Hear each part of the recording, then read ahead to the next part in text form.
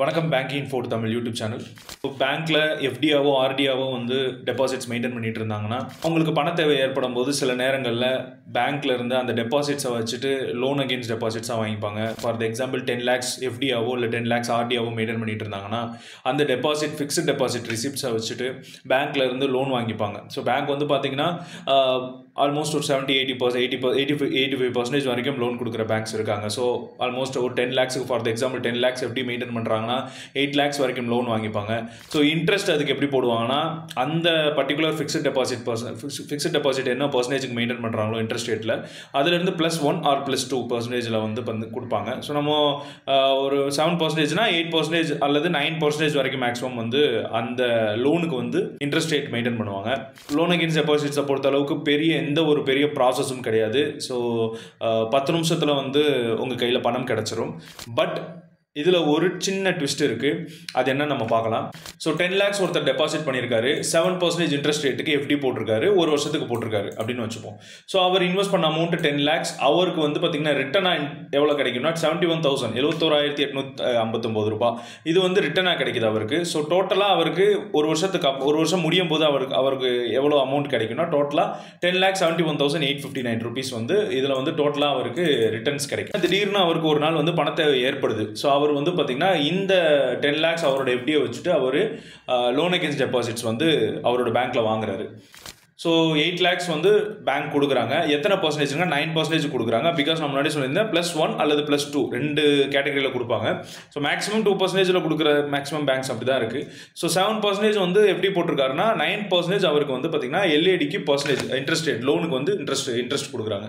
So அவர் வந்து 3 yearsக்கு அந்த loan against டெபாசிட்ஸோட tenure என்னன்னா 3 yearsன்னு வச்சுப்போமே. ஸோ இங்கே வந்து மந்த்லி இஎம்ஐ அவருக்கு எவ்வளோ வருதுன்னா 25,440 rupees மந்த்லி இஎம்ஐ அவர் வந்து திருப்பி கட்டணும். ஸோ அவரோட principal amount total loan amount 8 லட்சம். டோட்டலாக இந்த 25,440 வந்து 3 வருஷத்துக்கு மாதம் அவர் கட்டணும். அது எவ்வளோ கட்டுவார்னா 1,15,000 ரூபாய், 1,15,832 கட்டுவார். ஸோ டோட்டலாக அவர் திருப்பி கட்டுற அமௌண்ட் 3 வருஷத்துக்கு அவர் எவ்வளோ திருப்பி கட்டியிருப்பார்னா 9,15,832 rupees வந்து அவர் திருப்பி கட்டியிருப்பார். ஸோ இங்கே ஏதாவது ஒரு டிஃப்ரெண்டான விஷயத்தை நோட் பண்ணிங்களா? அவர் வந்து 10 lakhs எஃப்டி போட்டிருக்காரு. அதற்கு அவருக்கு கிடைக்கக்கூடிய ரிட்டர்ன் வந்து பார்த்தீங்கன்னா 71,859 ரூபாய். அதே 10 lakhsக்கு அவர் வந்து பார்த்தீங்கன்னா 8 lakhs அவர் லோனாக வாங்கியிருக்காரு அவரோட அர்ஜென்ட் நீடுக்கு. பட் அதுக்கு அவர் கட்டக்கூடிய இன்ட்ரெஸ்ட் வந்து பார்த்தீங்கன்னா 1,15,832 rupees. ஸோ எப்போ நீங்கள் எடுக்கக்கூடிய எல்ஏடி வந்து பார்த்தீங்கன்னா நீங்கள் எடுக்கக்கூடிய லோன் அகேன்ஸ்ட் டெபாசிட்ஸோட இன்ட்ரெஸ்ட் எப்போ உங்களோட ஆக்சுவல் டெபாசிட்டோட இன்ட்ரெஸ்ட்டோட அதிகமாக போகுதோ எல்ஏடி எடுக்கக்கூடாது. அப்படி எடுத்தீங்கன்னா உங்களுக்கு தான் பெரிய லாஸ். அப்புறம் இங்கே பார்க்குறீங்க 71,859, பட் அவருக்கு திருப்பி கட்டுறது 1,15,000. ஸோ இந்த 1,15,000 ஆக்சுவலாக எந்த அமௌண்ட்டுக்கு அவர் கட்டியிருக்காரு தெரியுமா? அவரோட அமௌண்ட்டுக்கே அவர் இன்ட்ரெஸ்ட் கட்டியிருக்காரு. ஸோ அவரோட அமௌண்ட் அவரே பேங்க்கில் போட்டு அவரோட அமௌண்ட்டை அதுக்கு இன்ட்ரெஸ்ட் கட்டியிருக்காரு. ஒருவேளை இப்படி ஒரு சுச்சுவேஷன் வருதுன்னா என்ன பண்ணலாம் அப்படின்னு வந்து பார்த்தீங்கன்னா உங்களுக்கு 8 லட்ச ரூபா பணம் தேவைப்படுதுங்க. இந்த எஃப்டியை க்ளோஸ் பண்ணிடுங்க. இந்த எஃப்டியை க்ளோஸ் பண்ணிட்டீங்கன்னா உங்களுக்கு கையில் 10 லட்ச ரூபா பேங்க் கொடுத்துருவாங்க. ஸோ இந்த எஃப்டியை இந்த ஒரு வருஷத்துக்குள்ளே க்ளோஸ் பண்ணிங்கன்னா மேபி 1% வந்து பார்த்தீங்கன்னா இன்ட்ரெஸ்ட் கம்மியாகும். 6% வந்து எத்தனை நாளைக்கு நீங்கள் வச்சுருந்தீங்களோ அத்தனை நாளைக்கு உங்களுக்கு இன்ட்ரெஸ்ட் பேங்க் கொடுத்துருவாங்க. ஸோ இந்த 10 lakhs'ை க்ளோஸ் பண்ணிவிட்டு உங்களுக்கு தேவைப்படுற இந்த 8 lakhs'க்கான அந்த யூசேஜை வச்சுக்கிட்டு பாக்கி இருக்கிற அமௌண்ட்டை நீங்கள் எங்கேயாவது இன்வெஸ்ட் பண்ணிக்கலாம். ப்ளஸ் என்ன பண்ணுறீங்கன்னா உங்களுக்கு இந்த 8 lakhs ஒருவேளை எல்ஏடியில் எடுத்தீங்கன்னா எவ்வளோ இஎம்ஐ வரும்? 25,440 இஎம்ஐ வருமா? நீங்கள் மாதம் கட்ட வேண்டியதாக இருக்குமா? அந்த அமௌண்ட்டை நீங்கள் தனியாக ஒரு ஆர்டியாக ஓப்பன் பண்ணுறீங்க. ஒரு ஆர்டியாக ஓப்பன் லோன் வாங்கிட்டீங்க, லோன் தான் வாங்குறீங்கன்னு மனசில் நினச்சிக்கிட்டு உங்களோட எஃப்டியை க்ளோஸ் பண்ணி 10 லட்ச ரூபாய் பேங்க்லேருந்து வாங்கிக்கிறீங்க.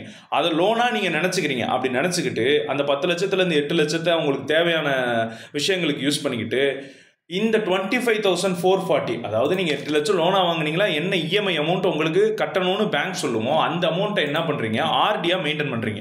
ஸோ 25,440 rupees 7% இன்ட்ரெஸ்ட் ரேட்டில் 3 வருஷம் ஆர்டி மெயின்டைன் பண்ணிகிட்டே வந்தீங்கன்னா 1,05,253 உங்களுக்கு இன்ட்ரெஸ்ட்டாக வருங்க. ஸோ இது வந்து பார்த்தீங்கன்னா ஒரு ஆல்டர்னேட் மெத்தட். இங்கே நீங்கள் எஃப்டியா ஒரு வருஷம் மெயின்டைன் பண்ணியிருந்தீங்கன்னா எவ்வளோ? அதே 10 லட்சம். அதே 10 லட்சம் நீங்கள் 3 வருஷம் நீங்கள் இஎம்ஐ கட்டியிருந்தீங்கன்னா உங்களுக்கு லாஸ். அதே இஎம்ஐ கட்டாமல் நீங்கள் எஃப்டியை பிரேக் பண்ணிவிட்டு நீங்கள் இந்த மாதிரி ஆர்டியா மெயின்டைன் பண்ணிட்டு இருந்திருந்தீங்கன்னா 3 வருஷத்துக்கு உங்களுக்கு ப்ராஃபிட் ஆகிடும். ஸோ ஒரு பக்கம் சேவிங்ஸும் ஆயிருக்கும், ஒரு பக்கம் கடன் இல்லாமல் இருந்திருப்பீங்க, இன்னொரு பக்கம் 8 லட்சம் ரூபாய் நீங்கள் ஆர்டியை க்ளோஸ் பண்ணனால உங்களுக்கு இன்ஸ்டண்ட்டாக 8 லட்ச ரூபா கிடச்சிருக்கும், அடிஷ்னல் 2 லட்ச ரூபா கிடச்சிருக்கும், ப்ளஸ் ஏதோ கொஞ்சம் இன்ட்ரெஸ்ட் கொடுத்துருப்பாங்க பேங்க்கு. நீங்கள் 10 லட்சத்தை மெயின்டைன் பண்ண அந்த கொஞ்ச நாளைக்கு இன்ட்ரெஸ்ட் கொடுத்துருப்பாங்க. அது போக இல்லாமல் இந்த இஎம்ஐயை நீங்கள் லோன் எடுத்ததாக மனசில் நினச்சிட்டு நீங்கள் 3 வருஷத்துக்கு மெயின்டைன் பண்ணியிருந்தீங்கன்னா ஆட்டோமேட்டிக்காக அதுக்கான ரிட்டர்ன் உங்களுக்கு கிடச்சிருக்கும். ஸோ இது ஒரு ஆல்டர்னேட்டிவான ஒரு பிளான். இந்த பிளானை நீங்கள் யூசிச்சு பாருங்கள். ஸோ ஒருவேளை நீங்கள் எல்ஐடி எடுக்கிற யோசனையில் இருக்கீங்கன்னா, எல்ஐடி எடுக்கிற ஒரு பழக்கம் நீங்கள் உங்களுக்கு இருந்துச்சுன்னா, உங்களோட எல்ஐடி இன்ட்ரெஸ்ட்டு உங்களோட ஆக்சுவல் எஃப்டியோட இன்ட்ரெஸ்ட்டோட ஹையஸ்ட்டாக இருந்துச்சுன்னா இந்த மெத்தடில் யூஸ் பண்ணி பாருங்கள், எஃபெக்டிவாக இருக்கும். தேங்க்யூ.